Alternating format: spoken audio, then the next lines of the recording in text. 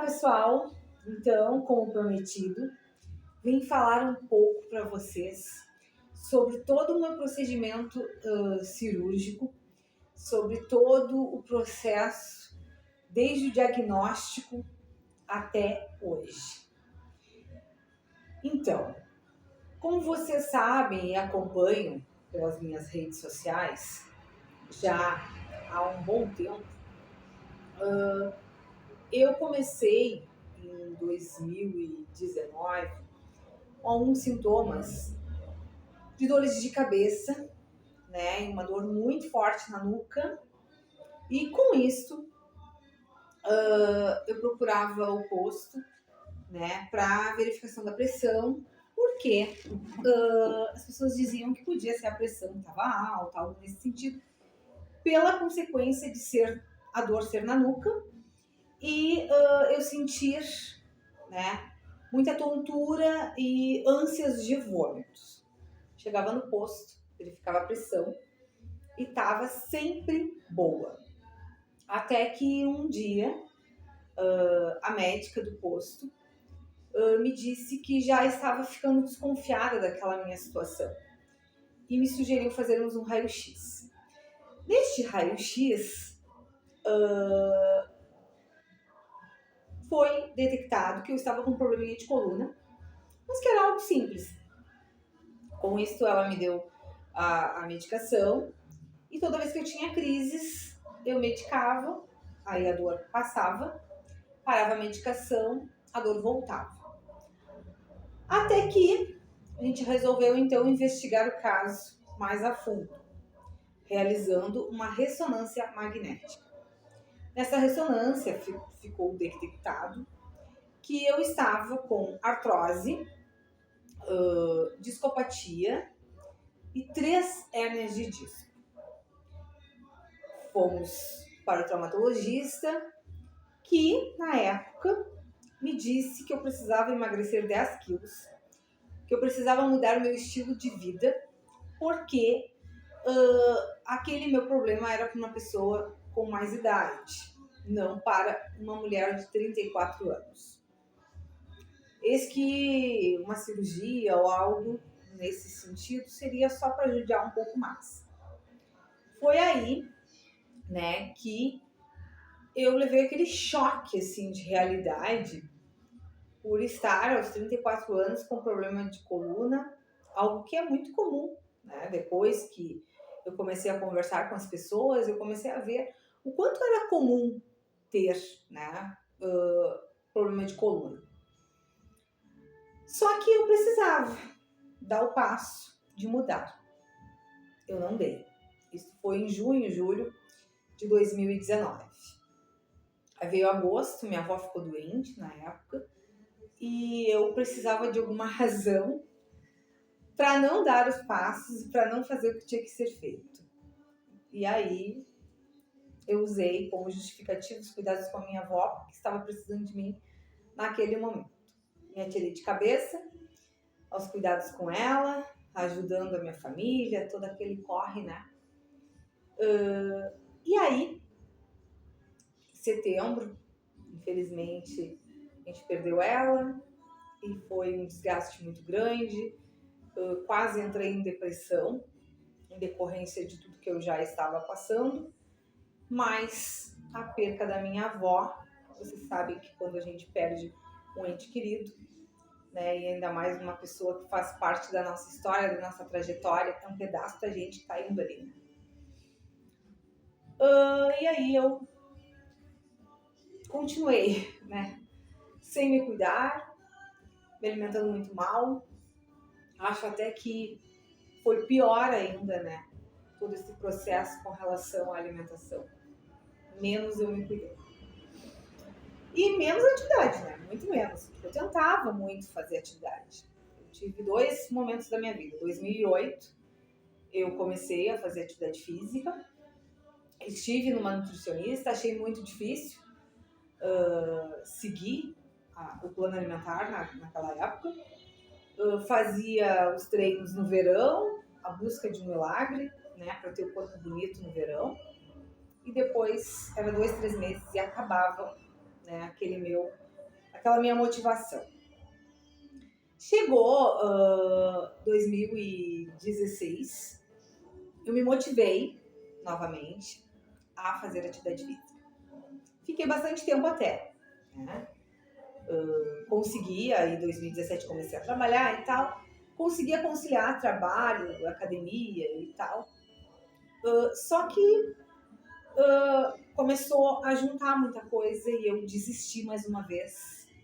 Né? Lá para março, abril, acabou o verão, acabou o treino. E aí, passei todos esses anos, 2017, 18 e metade, quase fim de 2019. Eis que em novembro de 2019, eu lembro como se fosse hoje, meu marido chegou em casa me contando que um amigo dele disse pra ele assim: ai, Lito, como a Dani tá gordinha, né? Como a Dani tá cheinha. E aquilo foi, assim, um baque, né? Pra uma mulher ouvir aquilo.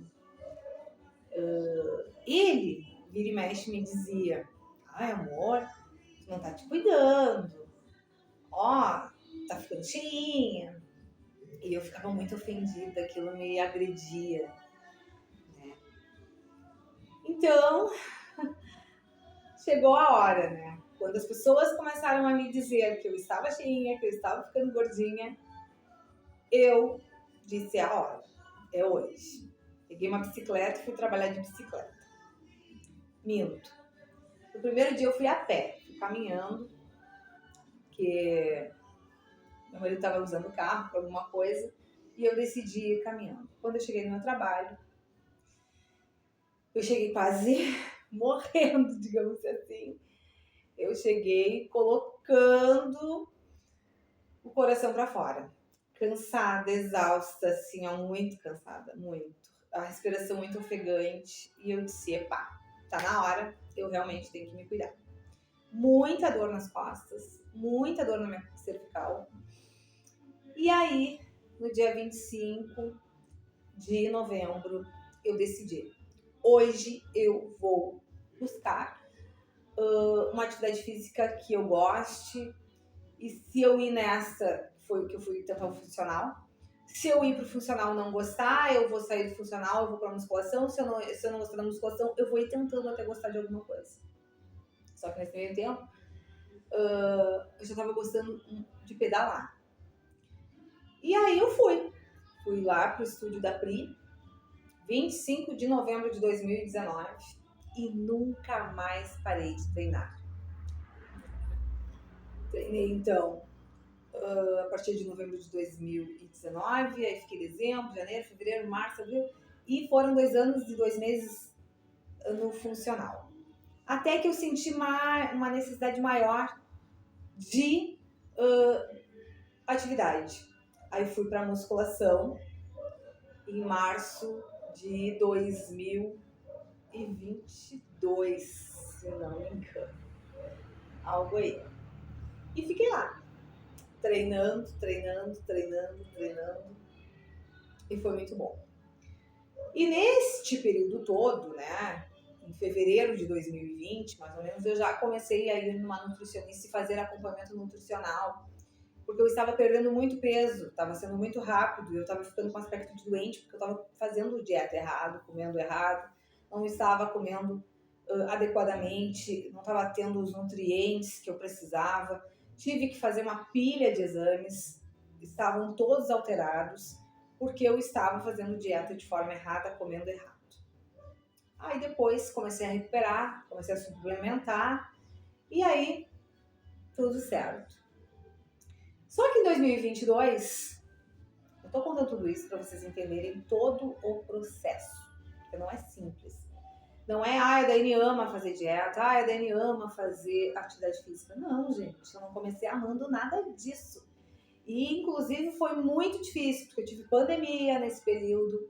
Durante a pandemia, eu tive que treinar online, treinar de casa, e tive que ter persistência, porque a vontade era de não quero. Eu não tenho disciplina para treinar sozinha, para treinar em casa sozinha.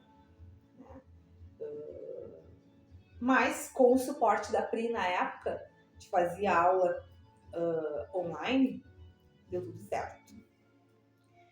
Só que em 2022 voltaram as crises, voltaram as dores, era muito ruim. E aí o traumatologista decidiu que eu teria que fazer uma ressonância magnética com meio de contraste. Bora lá! É isso aí que tem que fazer? Vamos fazer! Para mim era mais uma ressonância de rotina, era mais um exame de acompanhamento. E aí fiz a ressonância. O traumato me disse: vou te encaminhar para um neurocirurgião porque ele precisa averiguar teu caso. Aquilo me assustou no momento, mas eu disse não. Neurocirurgião, doutora? Sim, ele é especialista em coluna e tal. Tá, perfeito. Doutora, eu não vou fazer cirurgia. Não, te acalma, é só pra ele averiguar teu caso e tal. Tudo bem. Bora lá então. Marquei a consulta com o neurocirurgião. Esse anjo que surgiu aí no meu caminho, no meio do meu processo. E fui. 13 de setembro de 2022. Não levei ninguém comigo, porque era mais uma consulta de rotina, isso na minha cabeça. Chegando lá, o baque, a surpresa do diagnóstico. Quando ele me disse, né, que eu estava com um tumor no crânio, o chão se abriu à minha frente. Segurei as lágrimas e disse: doutor, pode me falar tudo. Todos os riscos que eu estou correndo, tudo que pode acontecer comigo se eu não fizer essa cirurgia para tirar esse tumor. Ele já tinha me dito, né, que eu ia ter que fazer uma cirurgia e tal para retirada do tumor. Eu preciso saber dos riscos que eu corro fazendo e dos riscos que eu corro não fazendo essa cirurgia.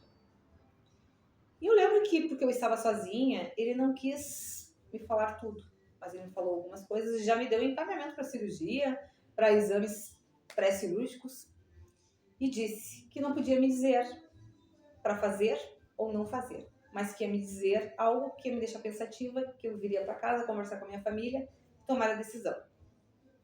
Fazendo ou não a cirurgia, eu corria os mesmos riscos. Corria risco de ir ao óbito dormindo, porque eu não podia fazer movimentos com a cabeça para trás, nem para frente, porque o meu ar podia, né, ser interrompido. Corria riscos de cair um tombo na rua, tumor estourar, eu ia ao óbito, ficar paraplégica.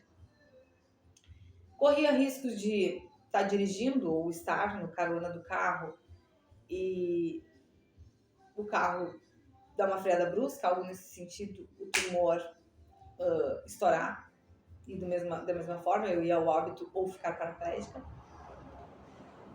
Corria riscos de não ir ao óbito, de não ficar paraplégica, mas de perder minha voz, de perder minha audição, minha visão. Enfim, gente, os riscos eram muitos. O que fazer, então? Vim para casa, me desesperei, entrei no meu casulo, abri o jogo com a minha família, com meu pai, com minha mãe, com meus filhos, com meu marido, que foi meu suporte diário todos os dias, e tomamos a decisão de que eu ia correr o risco de fazer a cirurgia, que eu precisava tentar. E tentei. 23 de novembro de 2022. Foi esta a data marcada para minha cirurgia. Poderia ter sido em outubro, porém a anestesista do médico entrou de férias e ele queria a equipe dele completa. Segundo ele, ele queria aquela equipe que eles só se olhassem e soubessem, né, com o olhar que um queria dizer para o outro. Até porque era uma cirurgia muito delicada. E bora lá! De 13 de setembro a 23 de novembro foram 2 meses angustiantes. de muito cuidado, de muito estresse, de muita dor, de muitos momentos corpo paralisar, porque parece que quando tu descobre o que tu realmente tem, mais dor tu sente. Parece que a cabeça, o cérebro, foca naquilo e te paralisa. Só que eu decidi que até o dia da cirurgia eu ia viver cada dia como se fosse o meu último dia. Por quê?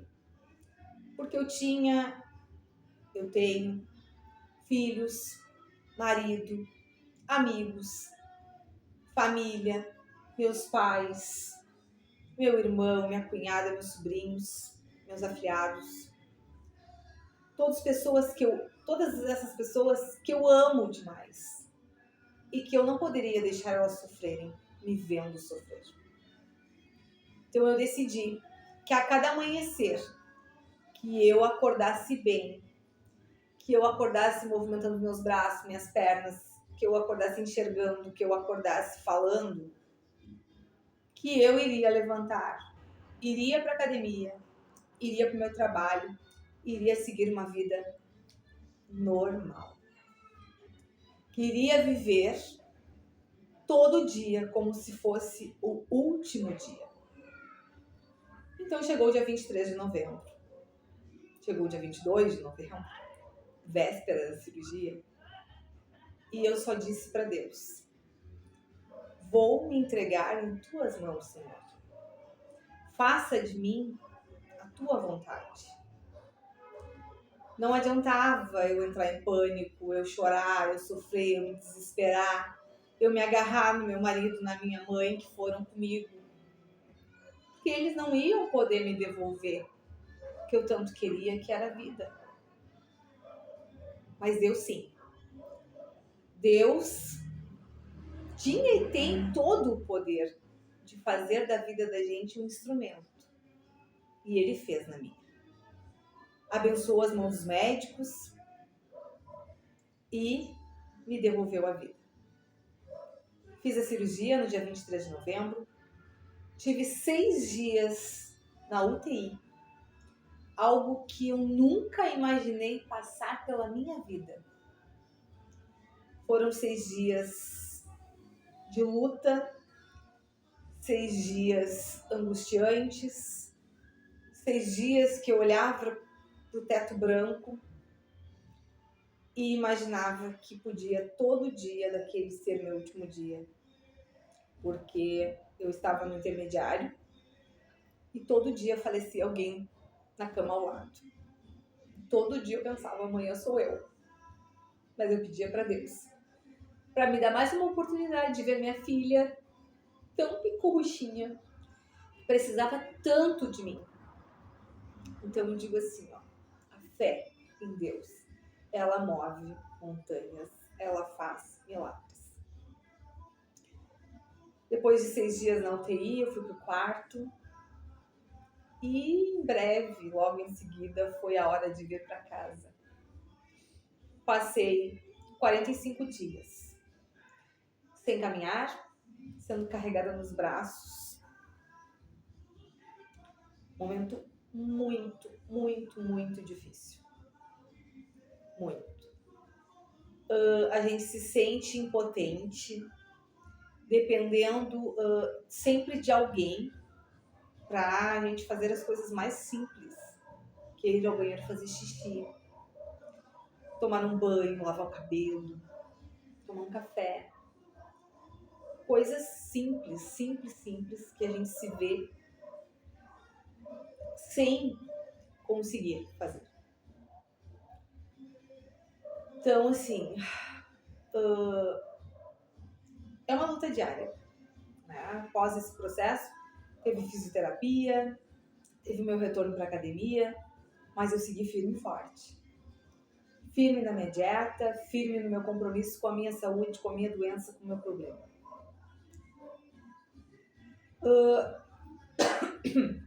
Ano passado, eu comecei a notar, e aí vem um outro diagnóstico, que eu vou falar para vocês num outro vídeo, que é sobre a tireoide, sobre a minha doença autoimune, uma doença crônica, que é o Hashimoto. Isso tudo que eu passei, com certeza mexeu com o meu organismo, mexeu com minha mente, mexeu com todo o meu corpo e cheguei ao tireoidismo. Então, é isso. No próximo vídeo eu conto, então, sobre o diagnóstico do Hashimoto. Mas a luta continua, estou firme e forte, feliz, buscando objetivos na minha vida, porque a minha dor não me representa. A minha dor, ela é uma dor minha, né? E é uma dor hoje que me traz para as redes sociais para passar informação. É uma dor que me traz força para ajudar outras pessoas. Hoje eu venho trazer a minha história como incentivo a todos vocês. Muito obrigada a cada um que está aqui acompanhando todo dia a minha rotina, meu processo. E quando eu falo que não é por estética e sim por saúde, está aqui então a fala e a prova disso. Um beijão a todos.